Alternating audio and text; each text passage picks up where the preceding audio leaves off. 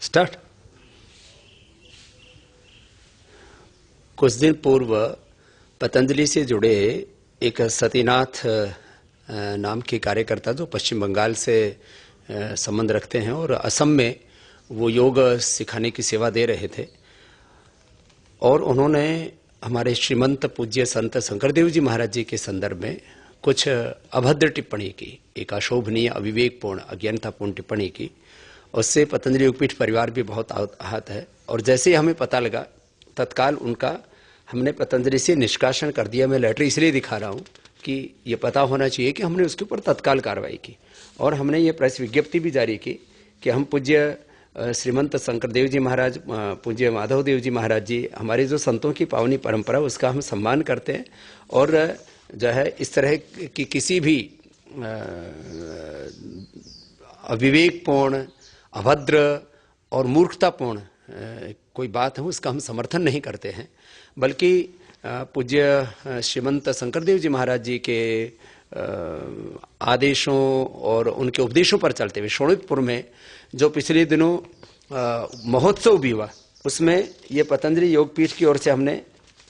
लाखों रुपए का दान भी दिया। उसकी रसीद भी मैं इसलिए दिखा रहा हूं कि कोई हम ये बात नहीं कर रहे हैं कि उसमें जो है ये हर कार्य में एक ये होता है कि हमारी दृष्टि क्या है। तो हमारी दृष्टि ये है कि हम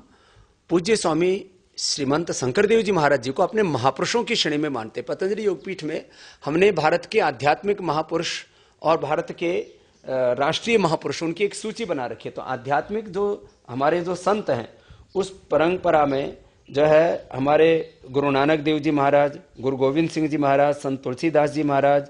संत बसवेश्वर जी जो दक्षिण भारत में बहुत प्रसिद्ध महापुरुष हैं, उनके साथ ये संत शंकरदेव जी महाराज जो श्रीमंत हमारे स्वामी शंकरदेव जी महाराज जी हैं, उनको हमने अपने हमारे आध्यात्मिक जीवन के महापुरुष, जिसमें हमने भगवान राम कृष्ण से लेकर के महर्षि दयानंद स्वामी विवेकानंद जी से लेकर के सब महापुरुषों के चित्र दिए हुए हैं। उसमें ये पतंजलि योगपीठ के प्रत्येक प्रकोष्ठ में, प्रत्येक कमरे में लगा हुआ है। जब भी हमारा कोई बड़ा आयोजन होता है तो उसमें पीछे ये महापुरुषों के चित्र,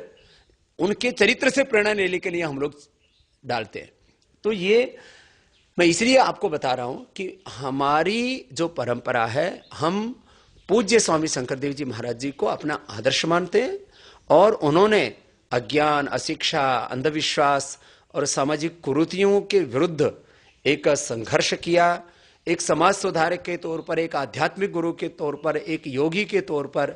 एक महान सन्यासी के संत के तौर पर जो योगदान दिया, इस भारत भूमि पर जन्म लेकर के हम सब के उद्धार के लिए जो संदेश और उपदेश दिए, उनका हम बहुत श्रद्धापूर्वक, गौरवपूर्वक उनको अपने